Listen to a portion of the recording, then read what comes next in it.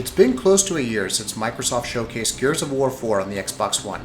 Back then, the company showcased a section of the single-player portion which looked spectacular with all kinds of volumetric and lighting effects. The beta of Gears of War 4 gives us an early look at how the multiplayer component of the game is shaping up, which according to the Coalition will be a big part of Gears of War 4 compared to the previous entries in the series. As usual, before we jump into analyzing the beta, there are a couple of things we want to remind you. This is the beta build, which means that what we see here may not be a representation of the final product, and things can always change or improve in the final build. There's still 6 months to go before the game launches, so obviously the developer will be optimizing the game's framework and whatnot. Lastly, this will be a brief look at the beta, so those looking for our full-fledged analysis will have to wait till the game launches. Having said that, we'll definitely cover the important bits and things that matter. Ever since the game was first announced, there has been a special emphasis on the importance of 60 FPS for the multiplayer component. Given that this is a very early beta build, the Coalition seems to have done an impressive job on the performance front.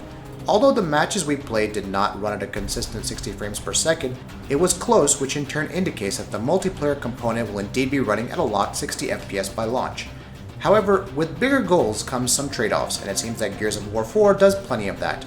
Although the game is running at 1080p resolution, image quality isn't all that great, due to the lack of any post-processing effects.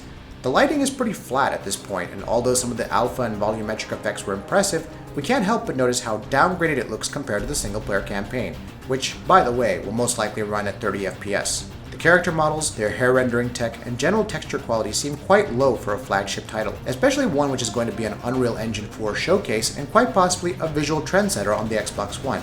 But as we mentioned before, it's really early days yet, and given the amount of time the dev team has, it won't be a big surprise if all of this is improved by launch.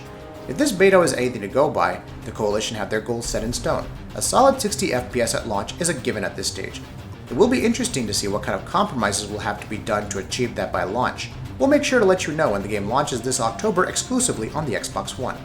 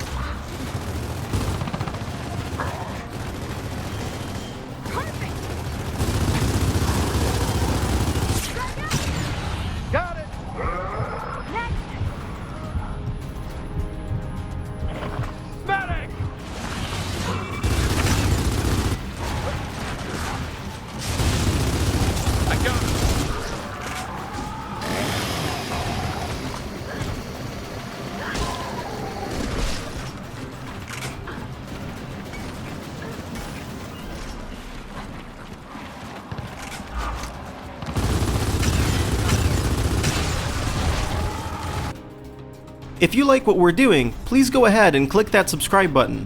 See you soon!